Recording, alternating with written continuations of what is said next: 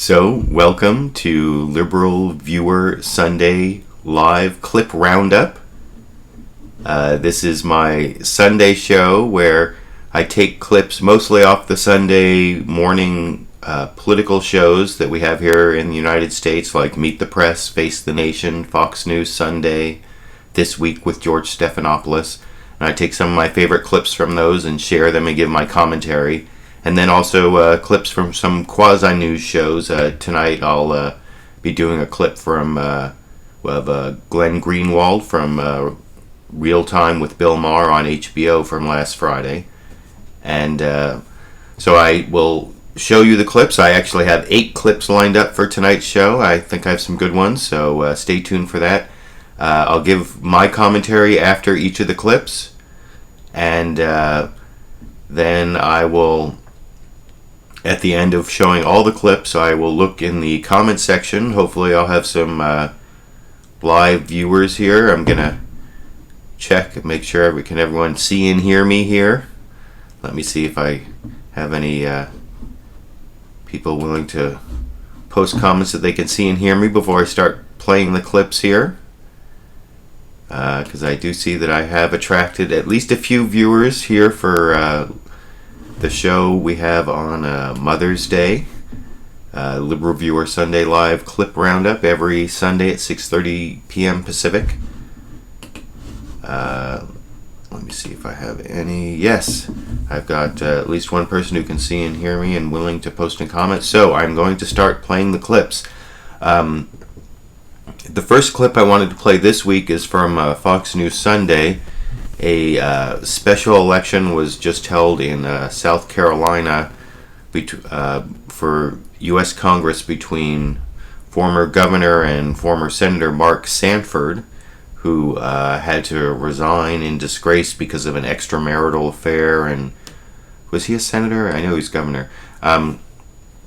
He had to resign after that whole Appalachian Trail incident where he said he was hiking on the Appalachian Trail when he was actually off in Argentina having an affair with some woman, Argentinian woman. And so he resigned in disgrace, and then he ran against Stephen Colbert's sister, Elizabeth Colbert Bush, for this open congressional seat in South Carolina, and he won. And he went on Fox News Sunday today. And I think one of the most talked about clips from the Sunday shows this morning will be his non-answer to a couple probing questions from Fox News' Chris Wallace asking him about his affair and how it's affected his family. And I will play that clip. Let me get my earphones ready so I can hear it with you. And so here is the Mark Sanford clip from Fox News Sunday this morning. You are now engaged to the woman with whom you had the affair, Maria Boulanger-Shapour. She made a brief appearance, and we have a picture of it up on the screen, at your victory party, which raised some eyebrows. Question, what did your boys think of that, and your 4 boys, and have they accepted her? I'm not going to go into inter-family conversations, but I would just say it is what it is. And I'm right now at a weekend with one of my boys who has a whole host of different college friends here scattered across this house that I'm sitting in right now. Do you have a date for your wedding, and will your fiancée, will she come to Washington to live with you? I feel like I'm the National Enquirer here. Exactly what is this? Is Fox News or National Enquirer? So I'm not going to make news on that front tonight, or this morning. So it was kind of like the National Enquirer there, and one reason I wanted to play that clip was because I guess those were some uncomfortable questions that Fox News Sunday host Chris Wallace asked a Republican appearing on his show, so I have to give credit where credit is due, that occasionally Republicans do get asked uncomfortable questions on Fox News, and Chris Wallace is one of their better interviewers when it comes to asking uncomfortable questions. There are certainly some people on Fox News who I wouldn't trust to ask those uncomfortable questions after seeing them go through interviews without asking them. As to the substance of the questions, though, I actually sort of am on the side of those people who don't really want to know those kind of things. I guess Mark Sanford's extramarital affair did have some public impact in that he used taxpayer money to fly to Argentina or something like that, and wasn't honest about it for some period of time. But other than that, the fact that someone has an extramarital affair, I don't think is really an issue. The only other possible way is an issue, and this kind of applies in Mark Sanford's case, is that it's kind of hypocritical of people who run on family values, who run on the sanctity of marriage and want to deny marriage rights to, marriage equality to people of the same sex. Those people who then go and then don't honor the sanctity of their own marriage, that I think it can also be an issue. But wanting to know, like, how are his kids accepting his mistress and wife to be, that, I don't know, that's TMI possibly in my situation, TMI. So anyway, I just wanted to play that one because I think that is going to possibly get the most play of any of the clips from the Sunday shows. But there were some serious issues addressed. One was Syria. And I've gotten several questions about Syria in my live event shows and my Q&A sessions. So, and I've kind of said that I don't think there are any good options, and that there may be some increasing American involvement trying to, like, identify some good guys and giving some more aid to them. And I saw some talk about that on the Sunday shows. But I also saw people talking about how there aren't any good options, and I wanted to play a couple of those. First, from This Week with George Stephanopoulos, which was actually guest hosted by Martha Raddatz. But this is conservative George Will on their panel talking about some of the misconceptions about intervention in Syria in this clip. There's an illusion here that a superpower can tiptoe on little cat's feet into a sectarian civil war and not change the dynamic fundamentally, and not become a chief protagonist. As soon as we intervene, we are the chief protagonist. And we would be intervening in this context. The Secretary of State, Mr. Kerry's policy, it seems to me, is to get a negotiated transition of power. There are two problems with this. Assad isn't interested, he doesn't want to go anywhere, and the other side isn't interested, and the Russians who have to be involved in this aren't interested. So no one's interested in our policy, so we fall back on the illusion that some surgical, tiny intervention can be kept both surgical and tiny, and that's dangerous. And that's definitely true. That's kind of what I had said in previous episodes, that I don't think there really are a lot of good options in Syria, and those people, especially Republicans. I think John McCain again was on one of the Sunday shows. I'm not going to play that clip, but talking about how the red line that President Obama drew on Syria having to do with chemical weapons was too late, and we should have been in there earlier doing a lot more. And I just don't think it's as easy as all that. And another clip I wanted to show on that, this is former Defense Secretary Robert Gates, Defense Secretary for both Bush and Obama. And so I'm sure a lot of my more left-leaning viewers are not going to find him a good source of information, except wait till you hear what he has to say about intervention in Syria over on Face the Nation in this clip. I think our direct involvement, and particularly our direct military involvement, would be a mistake. You know, I oversaw 2 wars that began with quick regime change, and we all know what happened after that. And as I said to the Congress when we went into Libya, when they were talking about a no-fly zone, it begins with an act of war. And haven't we learned that when you go to war, the outcomes are unpredictable? And anybody who says it's going to be clean, it's going to be neat, you can establish the safe zones, and it'll just be swell. Well, most wars aren't that way. I guess that's definitely true. Most wars are not that way. And for my more left-leaning viewers who would not normally want to be agreeing with Robert Gates, Defense Secretary under Bush and Obama, who oversaw wars in Iraq and Afghanistan, I think that at least having had that kind of experience, that he's a little more sanguine about getting the United States involved in another Middle Eastern adventure where there's possible evidence of weapons of mass destruction, but maybe not.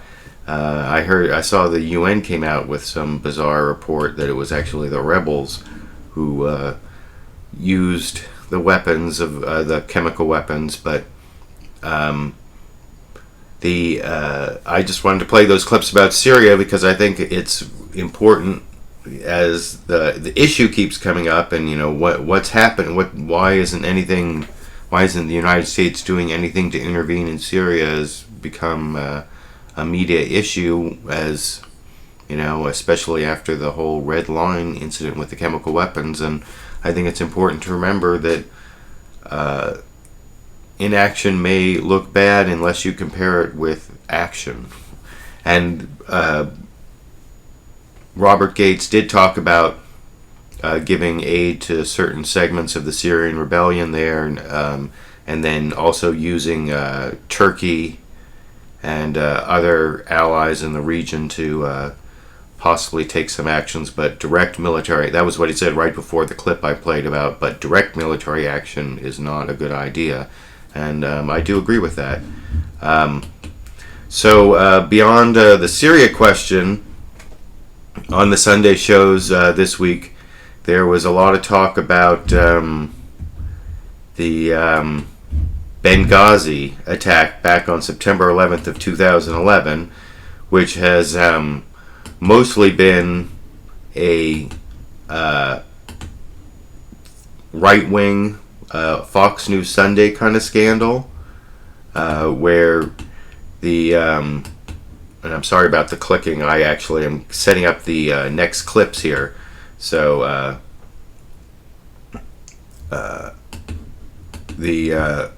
anyway, the Benghazi scandal did get play on just about all the Sunday shows this Sunday because of those hearings, but there wasn't really anything that explosive in the hearings. I don't think there's certainly no smoking gun. There's no. The worst thing that came out this week was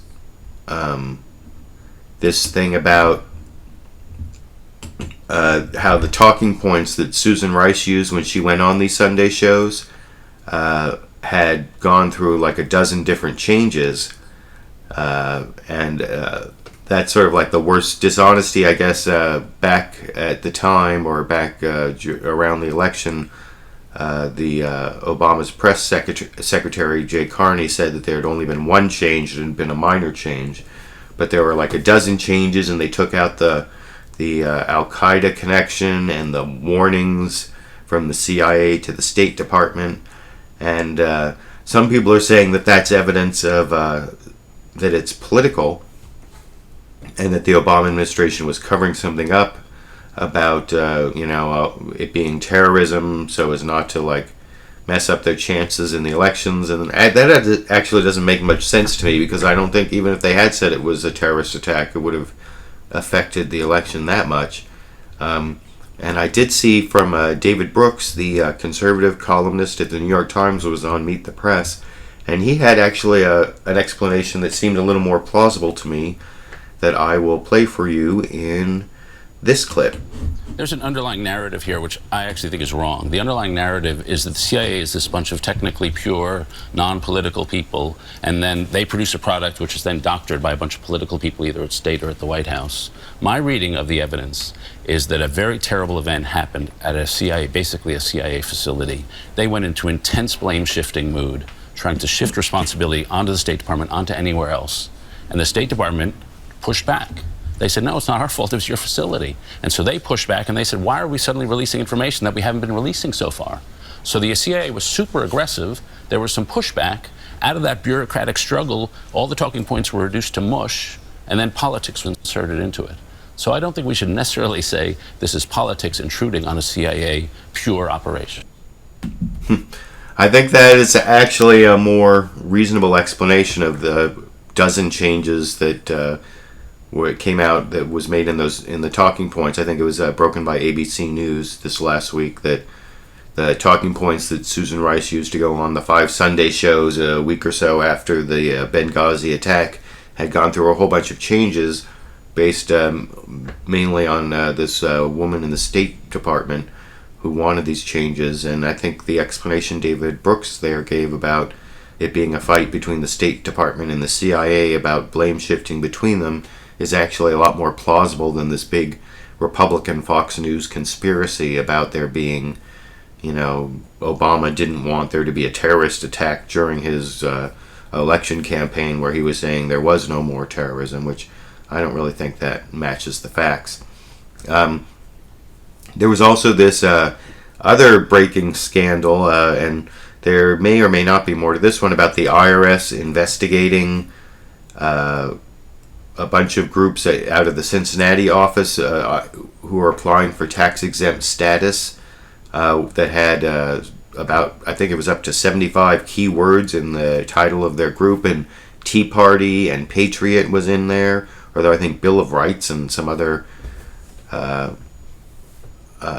keywords were in there. And this was kind of a leak about a report that will be coming out in a few days, and so I'm waiting to see if there are more facts about that.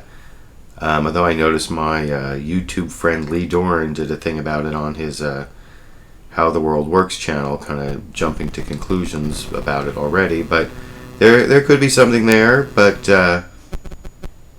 I'll just wait to see it. I mean, well, I'll talk about this a little more, but one thing about whether it was malicious or whether it was just a stupid way to try to screen this big influx of groups applying for tax-exempt status after the Citizens United decision that allowed those groups to spend political money in campaigns 60 days before an election, because it struck down part of the McCain-Feingold rules on that. So whether it was malicious or incompetent attempt to give scrutiny to those groups, well, here's something that Republican Matthew Dowd said about both that and Benghazi on This Week with George Stephanopoulos this morning in this clip.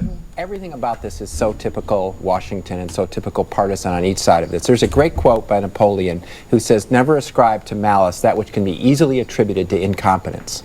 And every time something like this happens, and I'm not saying there's not stuff involved in here that has to be explained and all that, and Benghazi to me is another example, is we jump to scandal long before we settle on stupidity. And each of these, there's things involved, they shouldn't have done certain things, but I'm amazed at a situation where there's constant, especially on the Republican and conservative side of this, who constantly say, government's incompetent, government can't do anything, they don't know what they're doing, but oh, by the way, if Barack Obama wants to make it work badly on their behalf, they can do it really well and really effectively. Which is And I guess that is kind of a basic contradiction in these right-wing conspiracy theories about the Obama administration doing all these awful things using government that they otherwise say can't do anything right. So there is that aspect of it.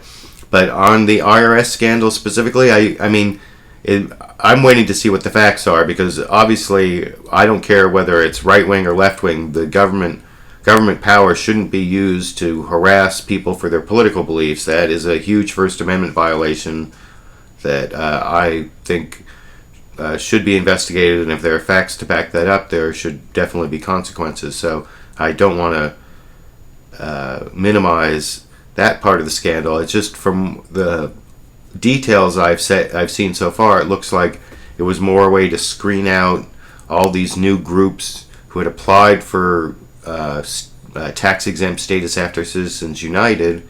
And I think there's a real problem with those groups, all the way going to Karl Rove's group, where they pretend that they're doing, to get that status, they have to say that most of their work is educational and non-political. They can have political activity, but it can't be a majority of what they do. And I think that's bogus for some of these groups.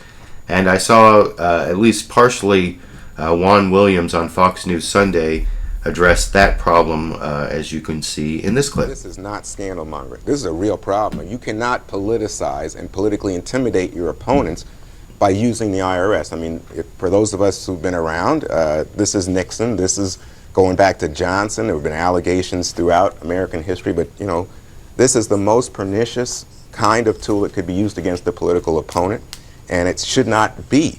Now, let me say, I don't think there's any evidence that it goes beyond those low-level people thus far. We'll have to see what's in the Inspector General's report. But the fact is that there are some questions to be raised in this era about these 501c3 groups. You look at them, they're like these media are advocacy groups applying Yes. for tax-exempt status. Right, and it seems to me they're applying for tax-exempt status as nonprofits. Well, they're highly politicized groups. I mean, you know, I've personally been attacked by likes of Media Matters. How are they a 501c3? That's craziness. American Crossroads, the bill was talking about running the ad on Hillary Clinton. I think, by the way, that hurts the idea that this is not being simply a politicized attack on the Democrats, Obama and Clinton. But again, how are they not a highly political group, and why are they suddenly, you know, eligible for this tax exemption? And much of the Tea Party's efforts stem from direct mail efforts. And again, that could be why they said, do you have Tea Party in your title, Patriot in your title? But it just comes too close to the nerve of political intimidation, and it cannot be tolerated. This is not scandal mongering. I mean, I think that's both things that Juan Williams said there are true. I mean, I disagree with him a little bit about what he said about Media Matters. He may be a little sensitive because he was attacked by Media Matters, but what they do actually is educate, and they educate people about media, even if it comes from a partisan perspective. That's not the same kind of political activism that you see from like Karl Rove's group, where he's just running political ad after political ad, but telling the IRS and also the FEC that his group is actually an educational nonprofit group, when they don't really do anything that's educational beyond partisan political attacks. And so I think that there is a differentiation there. But I mean, I'd be interested to see what the facts turn out to be in this IRS scandal, or whether it's going to be a scandal. So far, it looks to me like it may be that it really was more about trying to figure out whether these groups were political or whether they should really be tax exempt, and they use a clumsy way of trying to figure that out. But I don't know. It's hard to say. I think that we'll just have to wait and see what it is that the Inspector General's report ends up saying this week. But I did have, was it one or two more clips? I know I have this Glenn Greenwald clip that I'm saving for the end. I played the David Brooks, the George Will, the Matthew, let's see, 1, 2, 3, 4, 5, 6. I guess I only have 7 clips for you to play this week. I thought I had 8 for some reason. There must be one that I didn't add at the last part. So I guess the last clip that I wanted to play for you, I'm just getting one other media thing ready here. Yeah, the last clip I wanted to play for you is Glenn Greenwald on Real Time with Bill Maher last Friday, and they were talking about whether the violence in the Middle East was due to Islam or other factors. It was kind of an argument about whether Islam is a religion of violence or not. You know, Bill Maher has his opinions on that, and there was several parts of the argument I thought were interesting, but I just want to play this clip from it that you can see right here. Your military for 6 straight decades into other countries to bomb them, kill their children and women and innocent men, we weren't prop up doing that. dictators. Yeah, you take responsibility for your actions and say, to the extent that that region that religion goes back 1,000 years before our revolution. So I don't think we can take all the blame. I don't think we should. I think we should take a lot of it. And there's lots of bodies and corpses that have been piled up in the name of Christianity and Judaism as well. Not recently.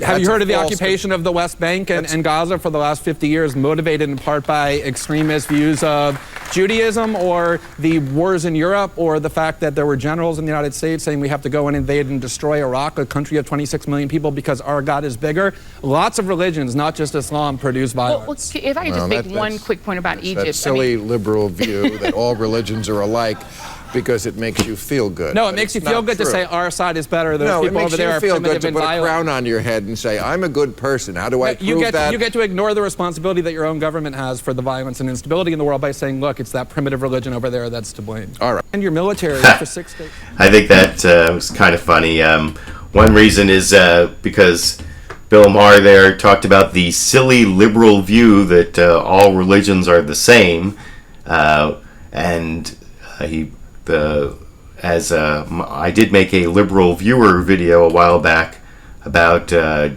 called Jon Stewart Bigger Than Jesus ? And Stephen Colbert and Aryan Hirsi Ali discuss religion, and in that video I actually make the argument not that all religions are the same, which is kind of a straw man, but that no religion is really more evil than another religion, that people basically bring to religion the problems they already have, and they use religion to amplify or to implement some of the prejudices they already have. And I mean that there are extremists and people who are violent in every religion, and the fact that right now there seems to be a lot more violence coming from Islam has more to do with some of the things Glenn Greenwald was saying, and the situation in that part of the world, which has more to do with some of the violence imposed on that part of the world. Anyway, so I thought I would play that clip. I thought that was interesting, and those are the clips that I've picked out. I still have a few minutes to take some live discussion. If I notice I have picked up a bunch of viewers as I've been playing the clips, so I'm glad to see that. And if you want to post comments, or people posting comments, I prefer the on-topic comments if I can find them. But I guess I will take some off-topic ones. Let's see, Alan Kreider says, State Department gets a takedown of plans for that printed gun. Would that stand in federal court if the plan poster had a good lawyer, free speech? Well, that printed gun, I mean, I think that's kind of a stupid issue in some ways, because at least at the current state of the technology, why would you want to spend a huge amount of money on a 3D plastic printer to print a fairly unreliable gun that can only shoot one bullet, when you could, for much cheaper, get even a plastic gun if you wanted it, but a much more reliable gun that would shoot a lot more bullets. But in terms of free speech, well, there is I remember there's a federal case on whether you could print instructions on making an atomic bomb, but this one, I don't know. I have to think about it some more, and maybe if you ask me again, LiberalViewer Wednesday, I'll come up with a better answer. But Mr. BDF 2000, is this Fox News or the National Enquirer? He even knows what to expect from Fox. Let's see, legalization of drugs. With regards to Mr. BDF 2000 asks, with regards to legalization of all drugs, is there no point at which you draw the line between individual freedom and the right of society to not have to deal with a person's actions under influence? Well, if a person's actions under influence affect other people, then you can arrest them for that, for being violent or even disturbing the peace if it's not if you're not arresting someone for the content of their speech. If you arrest someone for yelling too loud, it's not a violation of free speech as long as it doesn't matter what they're yelling, right? So when people's actions start to influence, have a negative effect on other people, then you can arrest them for that, but you don't have to arrest them for using drugs. And if they become a danger to themselves or others, then you can also put them into protective custody, and that's like a whole health thing, and that's what I was talking about before. I think I answered a legalize all drugs question on LiberalViewer Sunday last Sunday, so And that's what I said, deal with it as a health issue. Tall Skinny Geek says, you said September 11th, 2011 for the Benghazi attack, but it was 2012. Do you think it would make sense for the Syrian rebels to activate chemical weapons if it could make the U.S. intervene? Oh, if I said that, I'm sorry. Yes, maybe I just doubled my 11s there, but yeah, I misspoke if I said that for Benghazi. Yes, 2012. Would it make sense for the Syrian rebels to activate chemical weapons if it could make the U.S. intervene? I mean, I guess that could make sense, but not if Barack Obama is going to be a stickler about who used the weapons, and it seems like he is going to be doing that. So I'm coming up on half an hour here. Let me see. BDF do that. On the Maher clip, both sides have a bit of truth in them, and both sides offer an oversimplification of the larger picture as a whole. Okay, well, that's a good comment, but